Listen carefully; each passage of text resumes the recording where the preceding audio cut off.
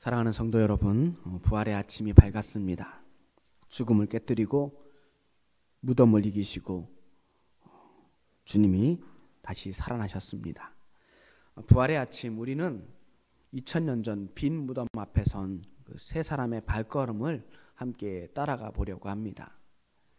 아직 어둠이 깔린 새벽, 맨 먼저 등장하는 사람은 막달라 마리아입니다.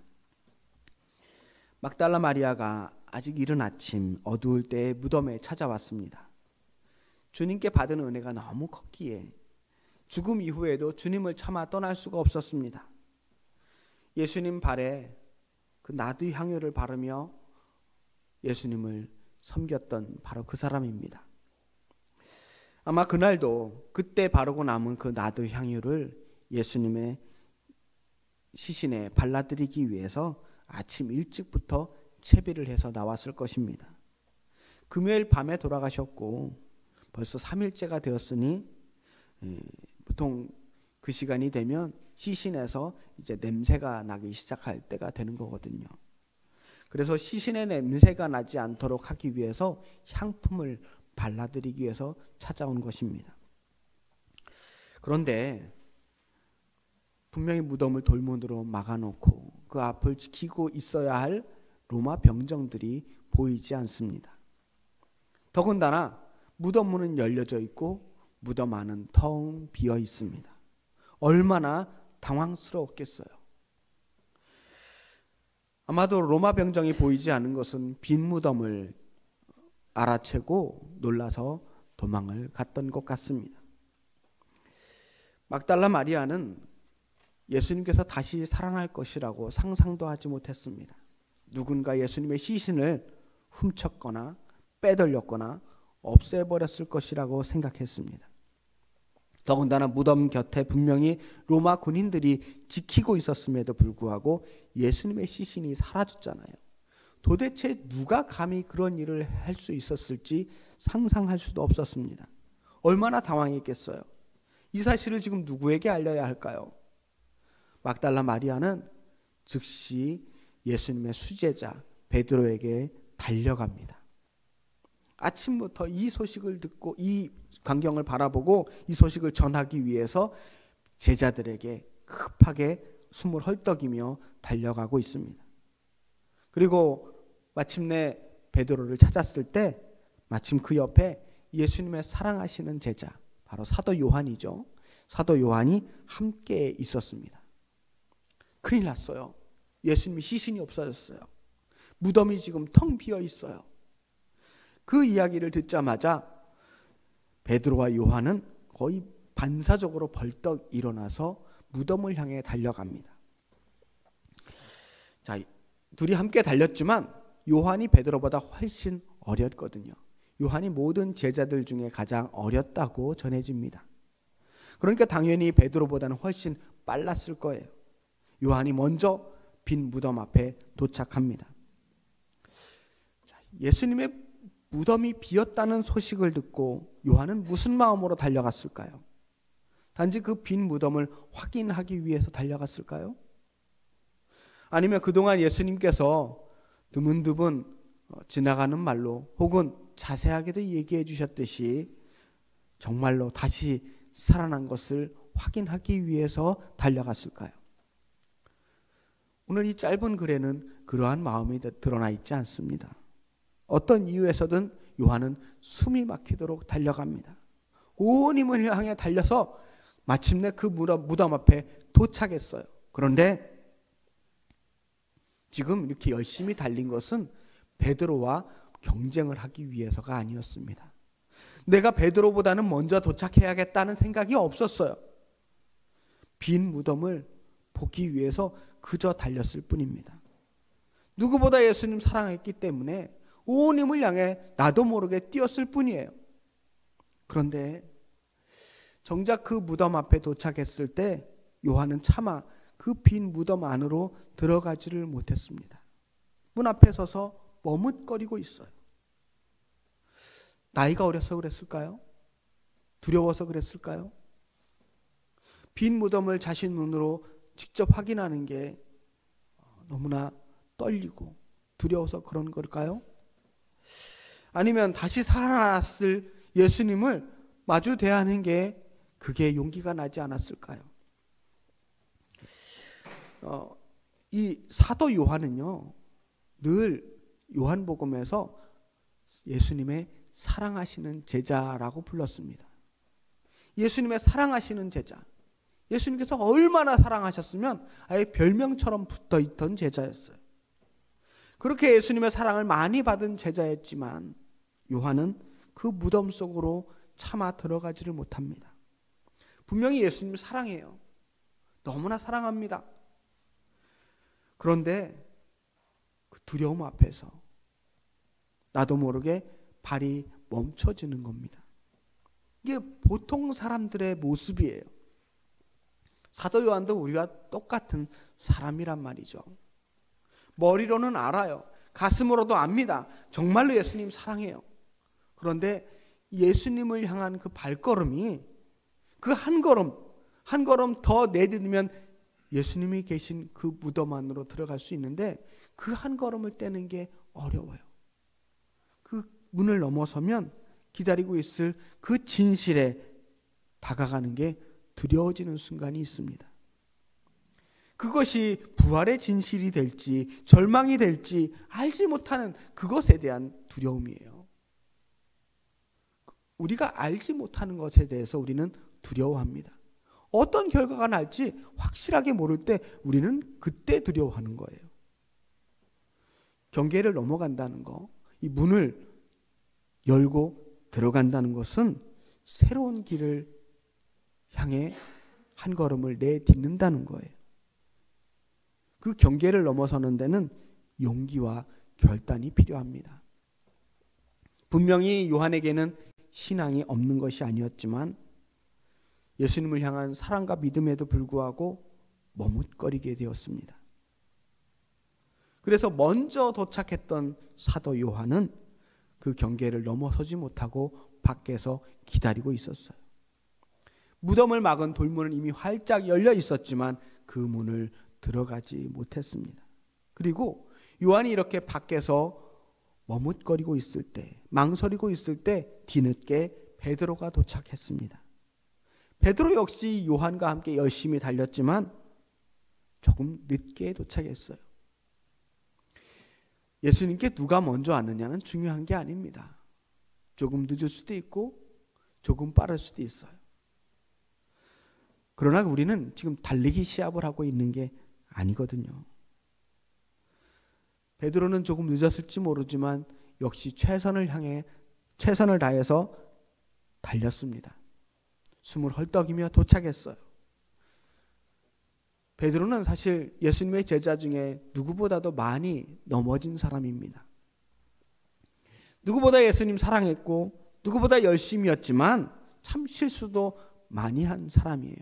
그래서 예수님께 책망도 많이 받았습니다. 마음이 급했고 경솔했고 다혈질이었습니다. 예수님을 따라 모든 것을 버리고 예수님의 제자가 되었지만 그러나 예수님께 참 많은 책망도 받았습니다. 물 위를 걸어보기도 했지만 물 위를 빠지기도 했습니다. 예수님을 지킨다고 칼을 휘두르기도 했어요. 무엇보다 예수님을 하룻밤 사이에 3번씩이나 부인했던 부끄러운 과거를 가지고 있기도 했습니다. 예수님께서 십자가에서 그렇게 돌아가신 후에 베드로에게는 너무나 큰 죄책감이 남아 있었을 것입니다. 자신에 대한 실망과 예수님에 대한 부끄러움, 죄송스러움, 그 말할 수 없는 절망감 속에 있었습니다. 그런 그에게 들려온 이 빈 무덤에 대한 소식은 도저히 외면할 수가 없었습니다. 더 이상은 피하거나 모른 척할 수가 없었습니다. 이제 와서 또다시 물러설 수는 없었어요. 그 무덤 앞에 혹시라도 로마 병정이 기다리고 있었을지 모르지만 두려워할 수 없었습니다. 그대로 달려갔어요. 아무것도 두렵지 않았습니다. 요한보다 늦게 도착했지만 주저하지 않고 망설이지 않고 그 문 안으로 불쑥 들어갑니다. 이제는 머뭇거리지 않습니다. 빈 무덤을 향해서 용감하게 들어간 거예요. 그 경계를 넘어섰습니다. 알지 못하는 그 현실을 마주대하고 경계를 넘어갔습니다. 몸으로 부닥치기로 했습니다. 이제 더 이상은 후회하지 않기 위해서입니다. 그리고 자신이 직접 두 눈으로 확인합니다. 증인이 되기로 한 거예요. 그곳에서 베드로는 세마포와 머리를 쌌던 수건이 따로 개켜진 것을 보게 됩니다. 베드로는 그 순간 도대체 이 안에서 무슨 일이 일어났는지 알 수가 없었습니다. 다만 빈 무덤의 첫 번째 증인이 됩니다. 이 순간 베드로는 주님 앞으로 돌아온 거예요. 부활의 주님을 직접 만나지는 못했지만 주님을 향해 달려와서 빈 무덤을 향해 들어오는 순간 베드로는 주님 품으로 뛰어들어온 거예요. 그리고 그 빈 무덤으로 들어오는 순간 회복의 문이 열린 겁니다. 회복의 문을 열고 들어가서 예수님의 빈자리를 확인했습니다. 더 이상 예수님이 죽어 있지 않다라고 하는 사실을 확인했어요. 그때 밖에서 머뭇거리던 사도 요한도 용기를 내서 들어옵니다. 8절 말씀 보니까 그때야 무덤에 먼저 갔던 그 다른 제자도 들어가 보고 믿더라. 다른 제자 사도 요한도 들어가 보고 믿었답니다. 이 사람들은 무엇을 믿었을까요? 예수님의 부활을 믿게 된 걸까요? 안타깝지만 이들은 아직 예수님의 부활을 만나지 못했습니다. 부활을 믿지 못했어요. 그들의 눈은 빈 무덤을 보고 있지만 아직 다시 살아나신 예수님을 만나지 못했습니다. 안타까운 마음으로 도대체 그 예수님의 시신은 누가 가져간 걸까 하며 이 빈 무덤에 대해서 믿은 것뿐이었어요. 이 사람들이 믿은 건 막달라 마리아의 말, 예수님의 무덤이 비어있다, 예수님의 시신이 사라졌다라고 하는 말을 믿었다는 겁니다. 나중에 이들이 예수님의 부활을 믿게 된 건 예수님께서 이들을 직접 찾아가시고 난 후였습니다. 자, 이 두 사람은요, 빈 무덤의 증인이 돼서 다시 돌아갑니다. 자기들의 집으로 돌아가요. 그런데 여기서 끝이 아닙니다. 무덤 밖에 아직도 마리아가 남아 있었어요. 마리아는 처음 이 무덤의 현실을 발견하고 제자들에게로 달려갔죠. 막 달려가서 제자들에게 소식을 전하고 베드로와 요한이 먼저 달려갔을 때 그 뒤에서 막달라 마리아도 달려갔습니다. 비록 이 힘센 남자들보다는 달리기가 조금 느렸을지 모르지만 뒤늦게 헐떡거리며 다시 이 무덤가로 찾아왔습니다. 벌써 갔다 왔으니까 다른 제자들보다 2배를 뛴 거예요. 베드로와 요한이 그 빈 무덤을 확인하고 실망한 채로 돌아갔을 때 막달라 마리아는 돌아가지 않았습니다. 다시 무덤 안으로 들어와서 들여다보고 확인합니다. 그런데 이번에는 아까 보지 못했던 새로운 장면을 보게 됩니다. 아까 베드로와 요한도 들어와 봤지만 그들도 만나지 못하고 발견하지 못했던 새로운 광경입니다. 천사들을 보게 된 거예요. 흰옷 입은 두 천사가 예수님 누워 계신 그 자리에 앉아 있습니다. 하나는 머리편에, 하나는 발편에 앉아서 마리아에게 말합니다. 어찌하여 우느냐? 마리아가 대답합니다. 사람들이 내 주님을 옮겨다가 어디 두었는지 내가 알지 못함이니이다. 이 순간 마리아는 이 두 천사들이 정말로 하나님이 보내신 천사인 것을 알지 못합니다. 그냥 놀라지도 않아요. 왜냐? 천사인 줄 몰랐으니까. 아까 보지 못했던 그 누군가, 어떤 사람들이 있는가 보다라고 생각하는 거예요. 그래서 자기가 하고 싶은 말만 합니다. 도대체 내 주님은 누가 옮겨갔을까요? 그것만 관심이 있습니다. 그리고 이 말을 하고 뒤를 돌아보는데 뒤에도 사람이 있어요. 예수님입니다. 그런데 예수님이 서 계신데도 예수님을 알아보지 못합니다. 어쩌면 지금 막달라 마리아는 얼굴을 제대로 보지도 못했을 거예요. 지금 마리아의 관심은 온통 예수님의 시신이 어디 있는지만 관심이 있는 거예요. 예수님께서 다시 살아나셔서 거기 서 계실 거라고는 상상도 하지 못했습니다. 그냥 예수님을 봤지만 그 묘지를 지키는 동산지기 정도로만 생각합니다. 그러니까 동산을 지키는 사람들이 빈 무덤에 와서 이렇게 돌아다니고 있는 거라고 생각하는 거죠. 그런데 예수님께서 말씀합니다. 여자여 어찌하여 울며 누구를 찾느냐. 이 말은 예수님께서 정말로 궁금해서 하시는 말씀이 아닙니다. 내가 여기 있는데, 내가 여기 다시 살아나서 여기 서 있는데 왜 울고 있느냐? 내가 여기 있는데 어디서 나를 찾고 있느냐 하는 말씀이에요. 그런데 마리아는 여전히 주님을 알아보지 못합니다. 사람이 죽는다라고 하는 것은 사람들의 기억에서 잊혀지는 거라고 하죠. 정말로 예수님께서 십자가에 달리시는 그 순간 사람들의 기억에서 지워졌는지도 모르겠습니다. 우리가 성경을 읽다 보면요, 부활하신 예수님께서 사람들에게 다시 나타나는데 정말로 이상하게도 3년이나 같이 동행했던 그 많은 사람들이 예수님을 바로 알아보는 사람들이 없어요. 한 번에 알아보는 사람이 없습니다. 엠마오에 가는 길에서 만났던 그 두 제자도 그랬고요. 갈릴리에서 다시 만난 제자들도 마찬가지였습니다. 도마도 그랬고요. 제자들이 모여있는 가운데 나타났을 때도 사람들은 그게 예수님인 줄 몰랐어요. 하여튼 마리아도 역시 바로 앞에 계신 그 예수님을 알아보지 못하고 계속 예수님을 찾고 있습니다. 어쩌면 우리가 그래요. 부활하신 주님이 바로 곁에 계신다고 해도 우리는 예수님을 알아보지 못합니다.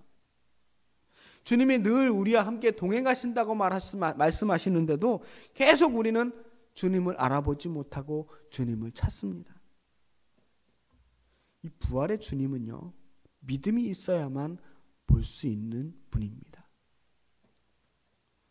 마리아는 오히려 주님께 주님이 어디 계시냐고 묻습니다. 당신이 옮겼거든 나에게 좀 알려달라고 말합니다. 그제서야 예수님께서 말씀하십니다. 마리아야, 마리아야. 예수님께서 마리아의 이름을 부르실 때 그제서야 마리아가 예수님을 알아봅니다. 내 이름을 직접 불러주시는 분. 내 이름을 직접 불러주신다는 건 그분이 나를 알고 계신다라고 하는 것입니다. 내 이름을 직접 불러주실 때 그제서야 그분이 누구인지를 깨닫게 됩니다. 예수님께서 마리아야 라고 부르실 때 마리아가 돌이키면서 랍오니, 선생님이라고 대답합니다. 여기서 우리가 눈여겨봐야 될 것은 이 여인이 예수님을 뭐라고 불렀는지가 아닙니다. 돌이켰다는 거예요. 선생님이라고 부른 게 중요한 게 아니라 그 순간 마리아가 예수님께로 돌이켰다라는 표현을 하고 있습니다. 이 예수님께로 돌이켰다라고 하는 이 말이 회심의 본래적인 의미예요. 다른 곳을 가다가 다른 곳을 바라보다가 예수님을 돌이켜 보게 되었다는 거예요. 예수님을 알아보지 못했던 사람이 예수님을 깨닫게 되는 것이 회심입니다. 내 방향을 예수님께로 돌아선 겁니다. 지금까지 마리아는요, 예수님의 죽음의 증인이었습니다. 예수님 십자가에 돌아가실 때 가장 가까운 곳에서 죽음을 지켜본 여인이었습니다. 그리고 그 예수님이 무덤으로 들어가는 걸 목격한 사람입니다. 사람들이 예수님을 옮겨서 그 빈 무덤에 옮긴 다음 무거운 돌문으로 막아놓는 걸 보았어요.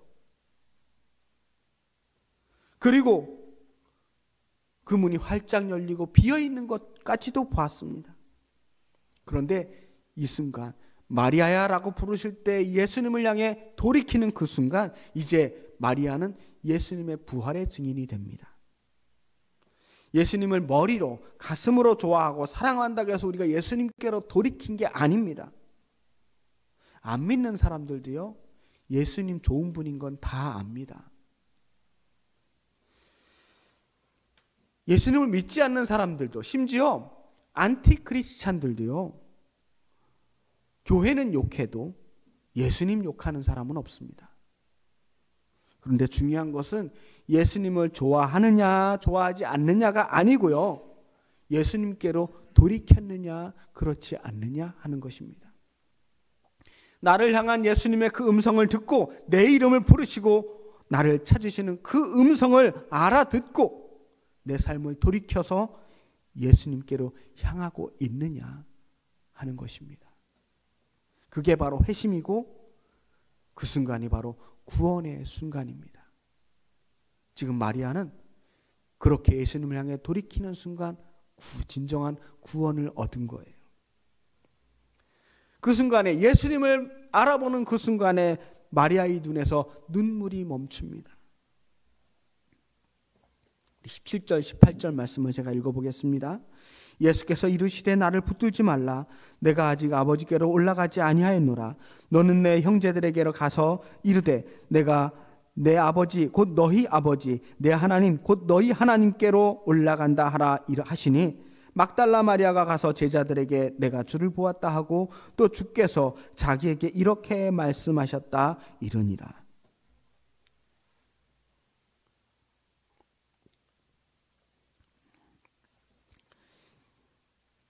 (17절) 말씀에 보면 나를 붙들지 말라라고 예수님께서 말씀하셨대요. 그 말은 뭐예요? 마리아가 지금 예수님을 붙들었다는 거예요. 자기도 모르게 예수님을 붙들었습니다. 얼마나 반가우면 예수님을 덥석 붙들고 예수님 살아나셨군요, 감격하며 예수님을 붙들었다는 것을 알 수 있어요. 그리고 그 붙든 예수님을 다시는 놓치고 싶지 않아서 얼마나 꽉 붙들었는지 몰라요. 오죽하면 예수님께서 붙들지 말라라고 말씀하셨겠어요. 지금 마리아가 해야 할 일은 예수님만 꽉 붙들고 있는 게 아닙니다. 살아나신 예수님만 붙들고 있어야 될 게 아니라 이제 다시 무덤 밖을 향해 나가라는 거예요. 마리아의 사명이 있었습니다. 마리아의 사명은 살아난 예수님만 꽉 붙들고 있는 것이 아니라 나가서 제자들에게 가서 부활의 증인이 되는 것입니다. 살아나신 예수님을 내가 보았노라고, 예수님께서 나에게 이렇게 말씀하셨노라고 선포해야 할 사명이 생긴 겁니다. 자기가 보았던 어떤 신기한 일을 무용담처럼 이야기하라는 게 아니에요. 지금 마리아가 해야 하는 이야기는 복음의 새로운 시작입니다. 저 십자가에서 끝난 줄 알았던 예수님의 이야기가 이제 계속되고 있다라고 하는 이야기입니다. 죽음이 마지막이 아니라는 것을 선포하라는 것입니다. 예수님의 죽음으로 모든 것이 끝난 줄 알았던 그 제자들에게, 이 세상 사람들에게 아직도 우리가 해야 할 사명이 남았다라는 것을 선포하라는 것입니다. 그렇게 마리아는 이번에 새로운 사명을 붙들고 또다시 제자들에게 달려갑니다.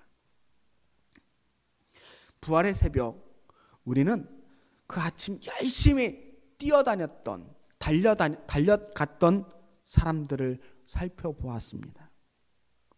그날 새벽 마리아는 제자들에게 달려갔고요, 요한이 또 빈 무덤을 향해, 베드로가 또 그 뒤를 이어서 달려갔습니다. 이들의 달려감은 무엇 때문이었습니까? 누구보다 더 빨리 달리기 위해서 경쟁했던 게 아닙니다. 그들이 달려갔던 건 오직 예수님에 대한 사랑 때문이었습니다. 오직 내가 가야 할 믿음의 길을 달려가는 그 믿음의 경주였던 거예요. 바울이 고백한 것처럼 나의 달려갈 길을 마치고 믿음을 지켰다 함과 같이 그들은 예수님을 향해서 각자의 보폭으로 최선을 다해서 달려갔습니다. 물론 결과적으로 그들은 그날 밤 조금 다른 결과를 얻었을지 모르겠습니다. 하지만 그들의 달려감이 헛되지 않았습니다. 결과적으로 그들은 그 아침 빈 무덤의 증인이 되었고 부활의 증인이 되었습니다. 그렇게 부활의 아침을 맞이했습니다.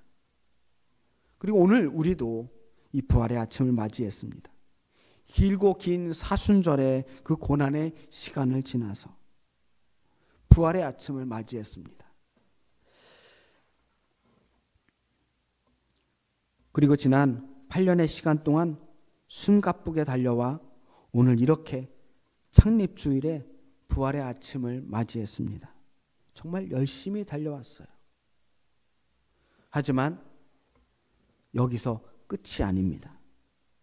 부활의 아침은 여기가 끝이 아니라 복음의 시작이라는 것을 말해주고 있습니다.